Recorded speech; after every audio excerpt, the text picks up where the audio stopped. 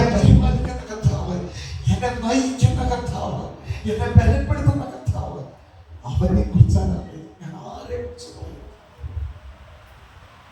ഞാൻ പറഞ്ഞു, ഇന്നലെ പറഞ്ഞു, പോസ്കോളത്തിൽ പ്രാർത്ഥിച്ചപ്പോൾ ഒരുപാട് വിശ്വാസങ്ങൾ വീണ്ടും ഒരു ലക്ഷ്യം. അത് നിങ്ങളെപ്പോലുള്ള മക്കളെ കൗൺസിൽ ചെയ്യുമ്പോൾ, നിങ്ങളെപ്പോലുള്ള മക്കൾക്ക് പ്രാർത്ഥിക്കുമ്പോൾ കിട്ടുന്ന അവസ്ഥകളാണ്. ആർക്കുണ്ടോ, വൈദികർക്കുണ്ടോ, എല്ലാവർക്കും നമ്മുടെ പ്രാർത്ഥനയാണ്. എന്നെ ഞാൻ കൊണ്ടുവരുന്നത് പരിശുദ്ധമായിരിക്കണം, ഞാൻ കൊണ്ടുവരുന്നത് ദിവ്യകാരുണ്യത്തിലേക്കാണ്. എൻ്റെ പോയിന്റ് ഞാൻ വെട്ടിയില്ല, ഞാൻ വെട്ടിച്ചില്ല.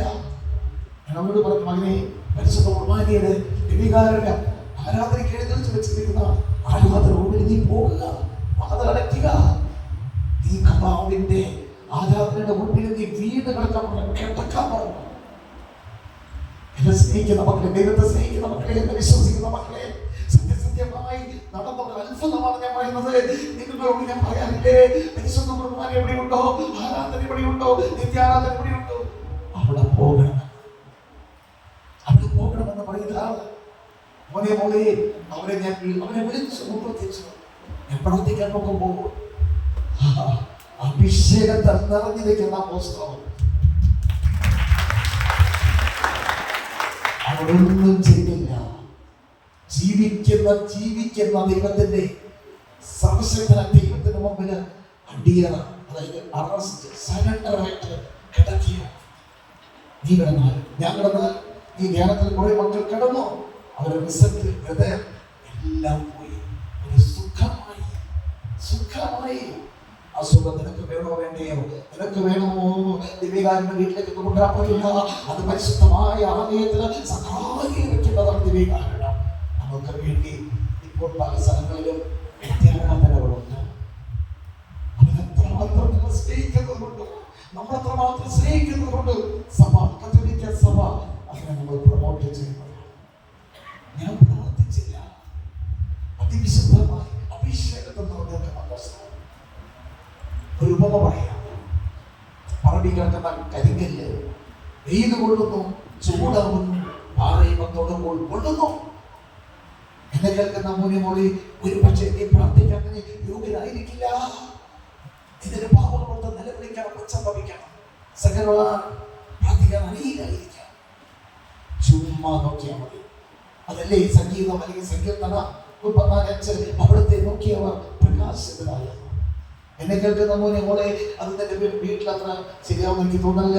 ഒന്ന് സാധിച്ചില്ലെങ്കിൽ നിങ്ങൾ അങ്ങനെ ചെയ്യുക. ദേവാലയത്തിലേക്ക് കൊടുക്കുക, നിത്യാരാധനയിലേക്ക് കൊടുക്കുക. എല്ലാ ദിവസവും വിശുദ്ധ കുർബാന. നാളെ ഏറ്റവും നേരത്തെ എഴുന്നേറ്റ് ആർത്തിയോട് കുർബാനയ്ക്ക് പോകണം. 10 ദിവസം കഴിഞ്ഞേക്കും ഓർഡറിലാവും. ഒരു 91 ദിവസം ഞാൻ കുർബാനയ്ക്ക് പോകുമെന്നുള്ള തീരുമാനത്തിലേക്ക് വരിക. ഒരു ലെവലിലേക്ക് ഞാൻ നിങ്ങൾ മാറും മക്കളെ. കരഞ്ഞ കണ്ണീരോട് പ്രാർത്ഥിക്കുക. എൻ്റെ ഈശോയുടെ കൃപയെ വേണ്ടി പ്രാർത്ഥിക്കുക. കരുണ. വെറുതെ നോക്കി നമ്മൾ കരിങ്കല്ല്, വെറുതെ നോക്കി നിന്ന് കരിങ്കല്ല് ഒന്നും ചെയ്തില്ല. പക്ഷേ ആ വെയിൽ കൊണ്ട് നിൽക്കുന്ന കരിങ്കല്ലിനെ തൊടുമ്പോൾ പൊള്ളുന്നു. എന്ത് മലമറച്ചെന്ന അതാണ്.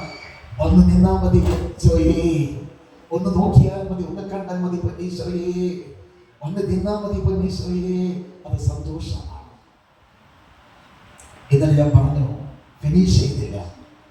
നിങ്ങൾ ചോദിക്കണം, നിന്റെ കർത്താവിനോട് പ്രാർത്ഥിച്ച് വിശുദ്ധിയോടെ ചോദിക്കണം, സ്നേഹത്തോട് ചോദിക്കണം, ആർത്തിയോട് ചോദിക്കണം. എന്നെ സ്നേഹിക്കുന്ന ഈശോയേ, നിന്റെ സന്നിധിയിൽ എന്റെ സ്ഥാനം എവിടെയാണ്? കർത്താവിലേക്ക് ചോദിച്ച്, കർത്താവിലേക്ക് നോക്കിയിട്ട് മനസ്സോട് ചോദിച്ചേ, എന്നെ സ്നേഹിക്കുന്ന ഈശോയേ, അങ്ങയുടെ സന്നിധിയിൽ എന്റെ സ്ഥാനം എവിടെയാണ്? ഇന്ന് വരേണ്ട ഒരു മകളുണ്ട്, യൂറിൻ ഇൻഫെക്ഷൻ ആയിട്ട് കിടക്കുകയാണ്.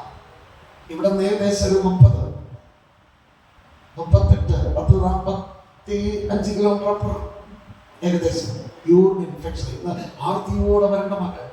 ഇന്ന് തമിഴില് കേട്ടിട്ട് മലയാളത്തിൽ തർജ്ജമ ചെയ്ത ഒരു ടീച്ച നലാക്കി പോകുന്ന വചന മകളിലേക്ക് അയക്കുന്നു. അത്ഭുത രോഗസുഖങ്ങളുണ്ട്. ഇനി ഒരിക്കലും അവൾക്ക് യൂറിൻ ഇൻഫെക്ഷൻ ഉണ്ടാക്കാതിരിക്കട്ടെ. വിശ്വസിക്കുന്നുണ്ടോ? 270 കിലോമീറ്റർ അകലെ നിന്ന് കച്ചറയായ ഗുണ്ടയായ മദ്യപാനിയായ കുടിച്ച് കാനയിൽ കിടന്നിരുന്ന പങ്കരാജൻ വൈറ്റമില്ല വിഴിഞ്ഞത്താണ്. അത്ഭുതമോ രോഗസൗഖ്യം ബന്ധനോ മോചനമോ കിട്ടി, മാനസാന്തരം കിട്ടി, മദ്യപാനം മാറി. ആനയെ കൊണ്ടുവരാൻ തുടങ്ങിയപ്പോൾ അദ്ദേഹത്തിന്റെ വെള്ളശോധന കച്ചവടം കൊണ്ട് കച്ചവട രക്താംശം ഉണ്ടാകുന്നു. യേശുവിന്റെ രക്തം 16 വർഷമായി തന്നു കിടക്കുന്ന 26 വയസ്സായ മോനുണ്ട്. ഒന്നും രണ്ടും ഈ അമ്മയാണ് 26 വയസ്സായി എടുക്കുന്ന ആ അമ്മയോട് പറഞ്ഞു, ഞാൻ പ്രാർത്ഥിച്ചു. ആ സഹോദരി നന്നായി ധ്യാനിച്ചു.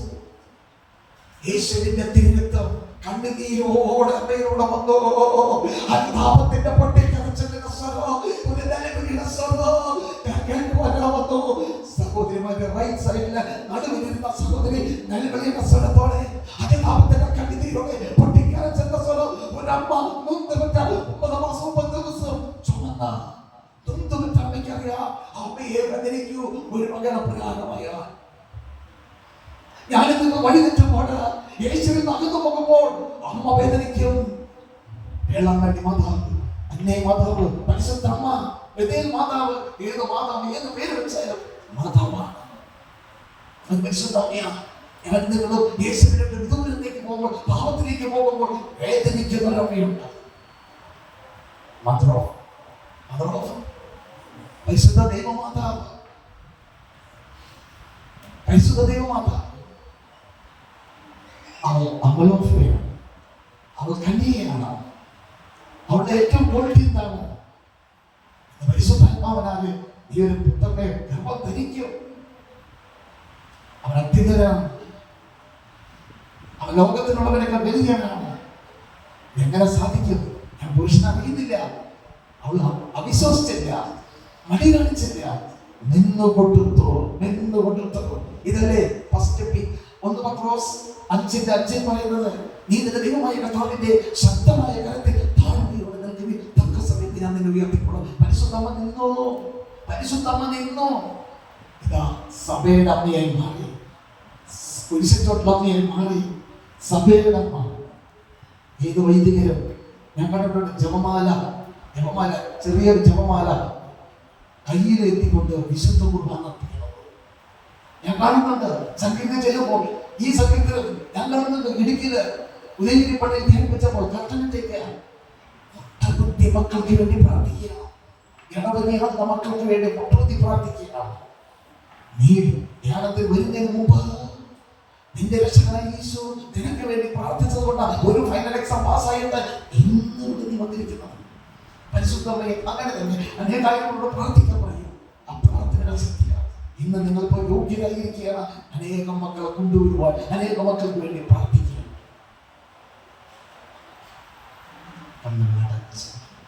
ക്രിസ്ത്യാനിയാണ് എന്നാൽ ഞാൻ ചെയ്യേണ്ട ഉത്തരവാദിത്വം റെസ്പോൺസിബിലിറ്റി ചെയ്തിട്ടില്ല, ചിന്തിച്ചിട്ടില്ല, പ്രവർത്തിച്ചിട്ടില്ല. മാപ്പ് ചോദിച്ച് നമുക്ക് പ്രാർത്ഥിക്കാം. തർക്കദോഷമായ പാവങ്ങളുണ്ട്, പ്രേമങ്ങളുണ്ട്, ഭർത്താവുണ്ട്, ഭാര്യയുണ്ട്, മക്കളുണ്ട്. ചിലർക്ക് രസമാണ് ഫോണിലൂടെ അശുദ്ധ ഭാഷണങ്ങൾ കേൾക്കുന്നത്. കണ്ണ്, മൂക്ക്, നാവ്, ത്വക്ക് 5 ആന്തരികങ്ങളിൽ യേശുവിന്റെ രക്തത്താൽ കഴുകപ്പെട്ടാൽ മാത്രമേ കൃപ ലഭിക്കുകയുള്ളൂ. എന്നാൽ അതേ അവയവങ്ങളിലൂടെ തന്നെയാണ് പാപം വരുന്നത്. നീ പാപത്തിന് അടിമപ്പെട്ടാൽ എന്നെ കേൾക്കുന്ന മോനെ ഒന്നും ചെയ്യാൻ സാധ്യമല്ല. അന്തചിത്തമായ ഭവനം തകർത്ത് കളഞ്ഞെങ്കിൽ നമ്മൾ പാപത്തിന്റെ അടിമയായി മാറിയാൽ തകർച്ച വണ്ടി വിളിച്ചു വരും, സന്തോഷമുണ്ടാവില്ല. എന്നാൽ വാഗ്ദാനമായി ദൈവം എന്ന് പറഞ്ഞിരിക്കുന്നത് നിങ്ങളെപ്പോഴും സന്തോഷിക്കുകയും നമ്മളിവിടെ പ്രാർത്ഥിക്കേണ്ടത് വന്നു പോയതിനോർത്ത് അനാഗ്രഹിക്കണം, നന്മ വളർത്താൻ വളർത്തിക്കണം. വന്നു പോയതിനോർത്ത് മാപ്പ്, അതിൽ നിന്ന് നമ്മൾ തിരുത്താൻ തയ്യാറാകും. ഇവിടെ വരാറുണ്ട് അനേകാര്യങ്ങൾ വരാറുണ്ട്.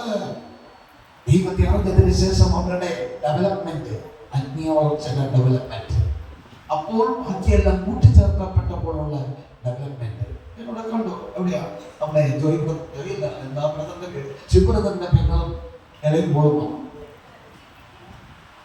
മക്കളെ അവർക്ക് ഒരു ഓസ്ട്രേലിയയിൽ പഠിക്കാൻ വിടാനുള്ള കപ്പാസിറ്റി ഒന്നും ഇല്ല.